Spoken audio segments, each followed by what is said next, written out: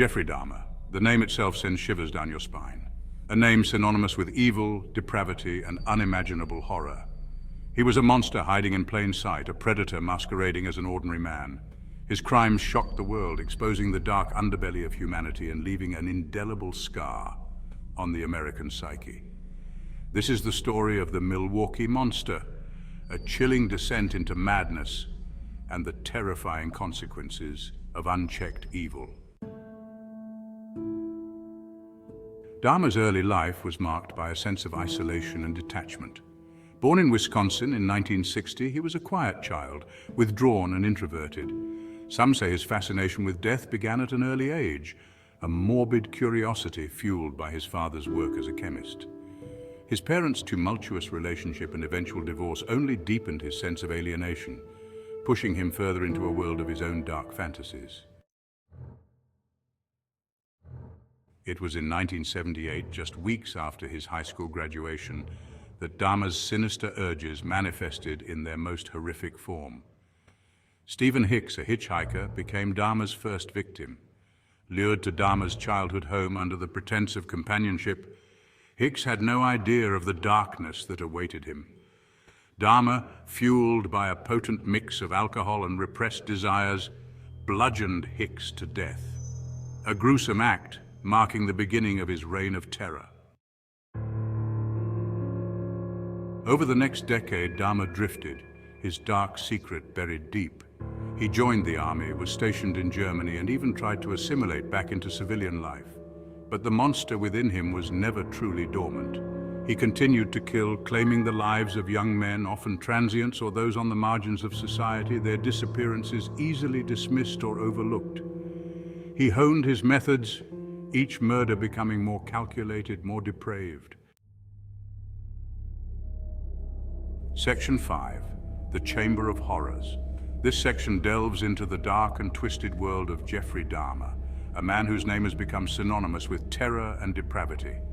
Dahmer's apartment in Milwaukee became his killing ground, a macabre museum of his horrific deeds. Each room held a different story, each more horrifying than the last. The stench of decay permeated the air, a gruesome testament to the horrors that unfolded within. Neighbors often complained about the foul odor, unaware of the true source of the smell. It was here that he indulged his most twisted fantasies. Dahmer's mind was a labyrinth of dark desires, and his apartment was the stage where these desires played out in the most horrifying ways. He experimented on his victims, attempting to create his own real-life zombies, driven by a desire to possess and control. His methods were as bizarre as they were brutal, involving drilling holes into skulls and injecting acid. His apartment, apartment 213, became synonymous with unspeakable horrors, a place where nightmares became reality.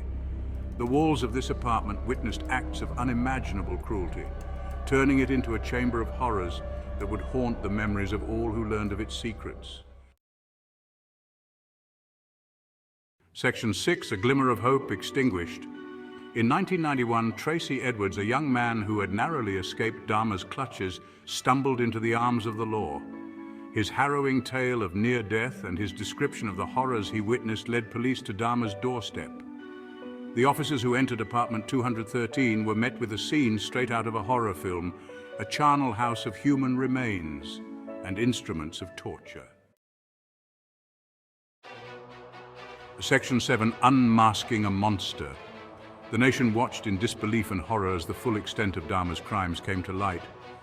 His apartment, littered with body parts, photographs of dismembered victims, and tools of his gruesome trade, painted a chilling portrait of a depraved mind.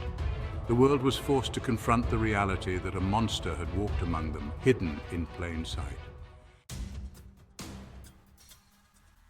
Section 8, The Trial and Sentence.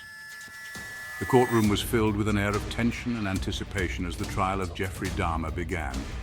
The legal proceedings were meticulously followed, with every detail scrutinized by both the defense and the prosecution. Dahmer's trial was a media spectacle, a public reckoning with the depths of human depravity. The case drew widespread attention, with reporters and cameras capturing every moment, every reaction. The public was both horrified and fascinated by the gruesome details that emerged. He was charged with 15 counts of murder, each count a chilling reminder of the lives he had taken and the families he had shattered. The evidence presented was overwhelming, including photographs, forensic reports, and testimonies from experts and witnesses. The prosecution painted a vivid picture of Dahmer's heinous acts. Despite his attempts to plead insanity, the jury found him sane and guilty. The defense's argument that Dahmer was not in control of his actions due to mental illness was thoroughly examined but ultimately rejected. The jury's decision was a pivotal moment, bringing a sense of closure to the victims' families. He was sentenced to 15 consecutive life sentences, a small measure of justice for the unspeakable crimes he had committed. The sentence ensured that Dahmer would spend the rest of his life behind bars, unable to harm anyone else. It was a somber end to a trial that had captivated and horrified the nation. Section 9. Legacy of a Monster. Even in death, Jeffrey Dahmer continues to cast a long shadow. His crimes were not just acts of violence, but a series of calculated, cold-blooded murders that left an indelible mark on society. The mere mention of his name evokes a sense of dread and horror, a testament to the profound impact of his actions. His name is etched in the annals of criminal history, a chilling reminder of the darkness that lurks beneath the surface of humanity. Dahmer's story is a grim chapter in the book of human depravity, a narrative that continues to fascinate and horrify in equal measure. His meticulous methods and the sheer brutality of his crimes have been the subject of countless documentaries, books, and discussions. The families of his victims, forever scarred by his heinous acts, continue to grapple with their loss. Their pain is a stark reminder of the real human cost behind the headlines. Each visit to a memorial site is a poignant moment of remembrance and sorrow, a testament to the enduring impact of Dahmer's actions on their lives. The emotional scars run deep, and the process of healing is ongoing, often feeling like an insurmountable journey.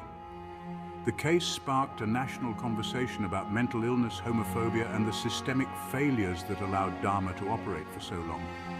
It highlighted the urgent need for better mental health care, more effective law enforcement, and a more compassionate society.